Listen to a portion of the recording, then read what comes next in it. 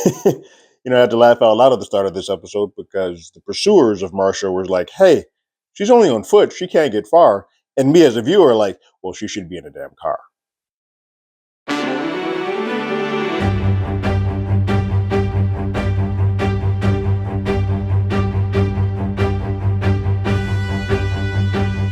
Hello, everyone. Terrence here with Hollywood Already Did It. If you haven't already, go ahead, like, share, subscribe to the channel, leave a comment, ring that bell below. Anytime you have something, you will be among the first to know. The seventh and penultimate episode of Hijack Season 2 is here. It's called Contact. Like always with this series, we pick up right after the events of the last episode where someone got shot, and we find out who that is. But first, we start off with Marsha. We see those folks chasing after her. The main part of that is that they have entered dogs into the fray. And so they have sniffing dogs and dogs that they just randomly had at their house, probably, to go search for Marsha as she is on the run. Marsha is running around trying to find a signal for her phone. She's trying to get a message out, but she's trying to get in contact with someone while she's being searched by them at gunpoint and with dogs now. Also, maybe I missed something. She's hobbled. I don't know if it's just because she's dehydrated or she's been running, but I don't remember any point where she was attacked or had to run enough where then she twisted an ankle or got hurt. But neither here nor there. She's hobbled, and now, in addition to not being in a car, she's running on foot with one hop along foot going along with it. We see the control. The plan that Sam has is working. Control has no idea where the train is. It's not where it's supposed to be. We see Robert Lang and his team that's there for the meet. They're not there for the exchange. The train's not there. So they're kind of like, well, what is happening? So everybody's a little bit freaking out. Meanwhile, on the train, we see that Jess is the one who got shot. She took a bullet through and through. I would say in her shoulder, but she is suffering more than it being her shoulder. But yeah, she's in a lot of pain, but she's gotten through and through here. And she's questioning, like, hold on. If they believe that I'm a hostage, why did they shoot me? Like, they're good enough to take a shot and not shoot me. Should have been either at you or away. What's going on? And Otto and Sam eventually have to come clean and say, they know you killed Freddie because we gave them that information. And Sam's kind of like, well, what did you expect? We kind of had to give them something to sort of take a little bit of the heat off of us in regards to killing someone down here. She gets it, but she's in a bad way. Otto is like usual in this series is having some second thoughts, like, yo, this plan isn't going to work. Like, we're going to fail this. And Sam's like, we got to keep the course. We have to keep the course. We have to let them still believe that we are in charge and that we are holding these folks hostage. As long as they have Marsha, we have to keep up this ruse, which is why I think it's very important that Marsha eventually does have to get the point of this. The reason why this season exists is because until Marsha gives Sam the "I'm okay" note, he's going to do everything humanly, move hell and high water to get her out of danger and make sure that she's okay. Winter's dead set. Like, look, I don't care what it is. We got to go in here. We gonna kill up Sam and anybody else who's a part of this. Faber calls her and is like, look, I think Sam is being coerced. Like, none of this makes sense. This isn't who he is. He was put on that train. He was told to come to, like, everything here is setting up Sam. And Winter's like, cool. Even if I were to believe you, he's still got 100 hostages and he's still doing what he is doing. So I'm not calling off the dogs, so to speak, until you give me a little bit more evidence on to say otherwise. So Faber goes to look for that evidence. Because the train's not there, Robert Lang is freaking out, and he calls Jess to be like, hey, where y'all at? What's going on? For a minute, she's not answering. And then when phone is picked up, it's not Jess, it's Sam. Robert's kind of like, I'm not doing anything, and I will blow up this train unless I hear Jess's voice. Because Jess is in pain. She's kind of just like, I'm done with this. I don't want any more parts of this. And Sam's like, look, we need you. We need you one last time. We need you to do this with us. Jess eventually acquiesces, and Sam and Robert set up the next sort of play. And the play is, hey, we can't meet underground because they have too many, it's too closed off, it's too secluded, and they can just take us out easily. Robert comes up with the idea is like, can we get the train above ground? If we can get the train above ground, you're going to get enough eyeballs on you so that then I don't think they're going to murder you in the open like that. So let's do that. And so that's the plan. Robert plans to go talk to the media to sort of give him the idea that this may be coming so he can get more eyeballs around the scenario. But while this is happening, Linder, one of the other people that are part of the transport convoy, overhears Robert on his phone conversations and talking to the press and all this, and gets sort of questionable about Robert. And when he does question him about it a little bit later, he dies for his troubles. Robert takes him out and kills him. So don't ask questions, folks.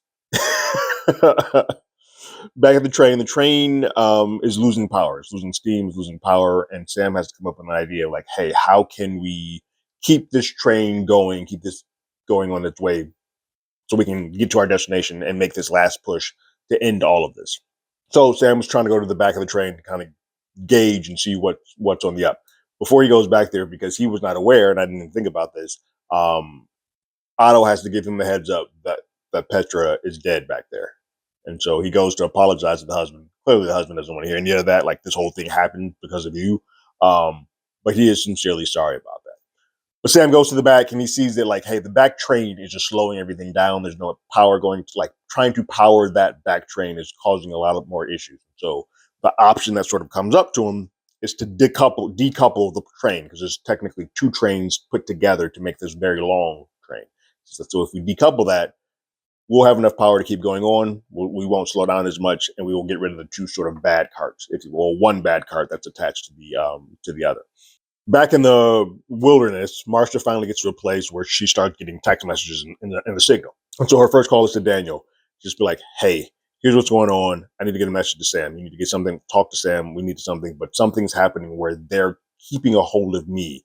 And I don't know why. And Daniel's like, they may be using you to get to Sam because of what today is. And Marsha's like, got it. You need to get a message to Sam. And Daniel's like, we don't have time. We don't know where he's at. We don't have time for that right now. Drop your pin. I'm going to send an aerial team, and we're gonna get you out of there quickly.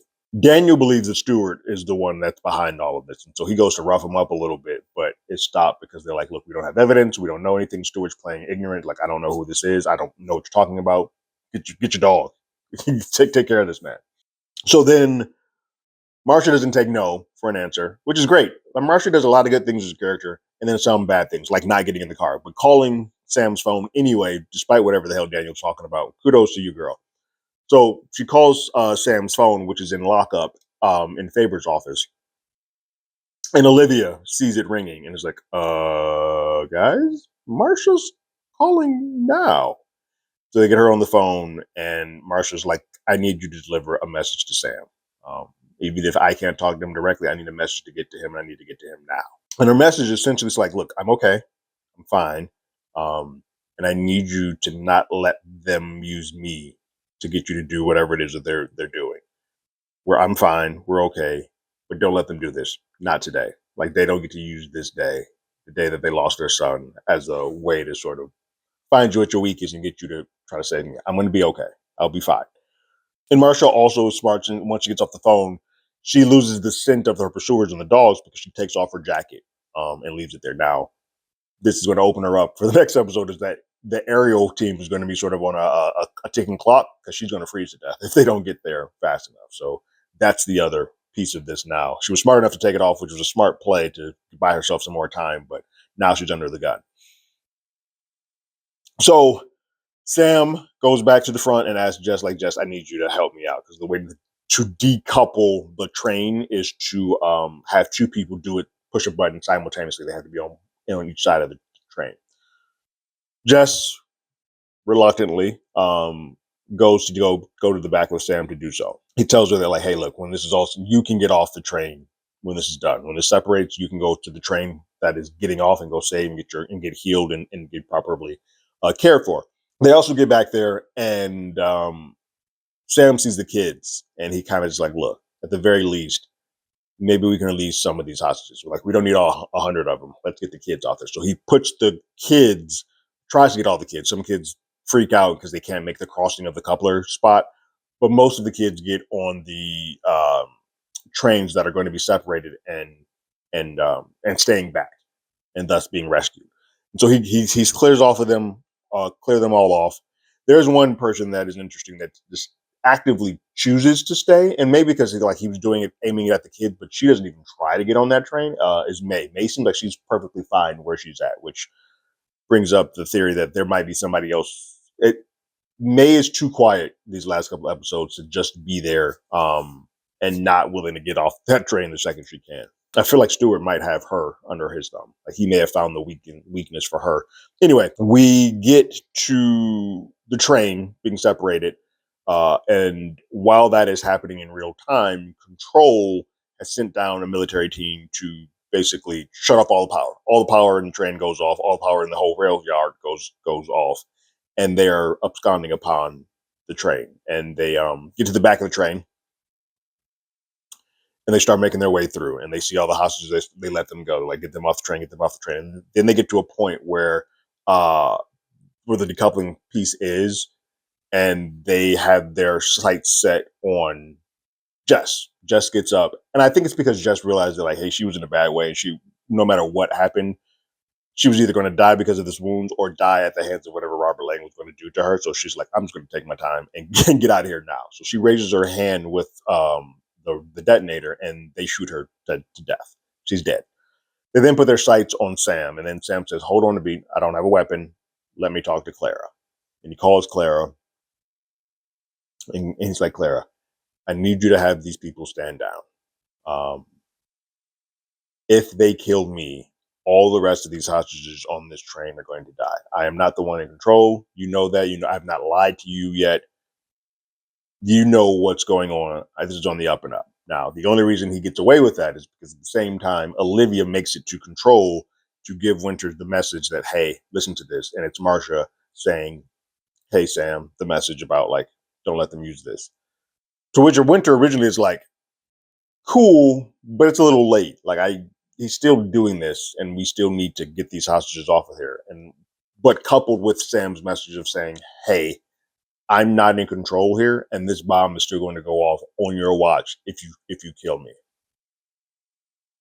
So she turns the power back on and allows the now decoupled train to carry on, and the military team has to take their sights off of Sam. So they get to keep up the train going with the remaining 50-ish passengers left on it. There's an important piece that occurs when Marco, the man who was responsible for making the bombs and sort of placing them, is arrested while he's trying to flee by Beck. And Beck's like, hey, I got some questions for you. Your house is clean, but we might need you for a couple of things. So I think they're going to use him to sort of figure out maybe how to detonate or like to disarm the bombs while not being present. That's sort of the key that's going to happen for that. Sam comes back to the front and tells Otto, like, we got to push on. Like, nobody here is safe unless, especially not Marsha, unless we continue on as if I'm the bad guy. Now, Sam, the message from Marsha has gotten to Control, has not gotten yet to Sam. So while he's got the aid of Control now on his back, Sam needs to get that message too, so that he can then operate a little bit differently than he was originally. So then the last piece of this is that we get the big reveal of this episode. Now, I will say this, it is probably the most anticlimactic reveal that it could happen. It's cool, it's written well, but it's one of those ones where the second that Stewart pops back up in this season, the second that he says, I don't like either John Bailey Brown or Sam, kind of lets you know that he's the one responsible for making this all happen.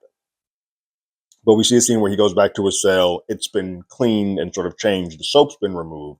And then one of the guards puts in a new piece of soap that he twists open out of the camera shot. And it is looks to be like a remote control to control something and an earpiece to talk to a radio, which means that he is now in control of the bomb and he can set it off whenever he wants. And then the episode ends. Again, I don't think anybody could not see that Stewart was coming from a mile away as being responsible. You don't bring him back to just not have him be a part of this. But I think it is kind of cool in that this is his way of getting a bit of revenge on both John Bailey Brown and Sam at the same time, and effing with Sam's family, kind of how like Sam and the police messed with his family. So all of that makes sense. It all ties together. It's all done well. It's just That one could have come out a little bit sooner, or not have been the post the button, because it's like, oh yeah, we do that. That makes sense. Of course. Why wouldn't it have been? So now we're coming to the final episode where the mad dash. We got the last 50 passengers on the train, May being one of them. Um, and then Beck is doing his thing to sort of try to get to the nuts and bolts of how these bombs work. That's one piece of this, and then Marsha getting saved in time before she either dies or freezes to death, and getting that message to Sam so that he can then operate a little differently, know that he is not under a gun, because Marsha is okay. But yeah, that's the episode. We're going into the final with guns blazing. I like it. I do wish this had ended in a slightly different way, so that, or even reveal the Stewart piece earlier and then let Marsha like show her somewhere freezing to death, would have been a better hook to go into the next episode than the Stewart piece. But what did you guys think about this episode called Contact? We'll leave your thoughts and comments in the comments below. If you haven't already, you can follow us on X at HollywoodADI. You can hit us up on email at HollywoodAlreadyDidIt@gmail.com. We also have a podcast with the same name. That's on Apple Podcasts, Spotify, anywhere the place podcasts. We're there. And like always, I got my ticket. You got yours.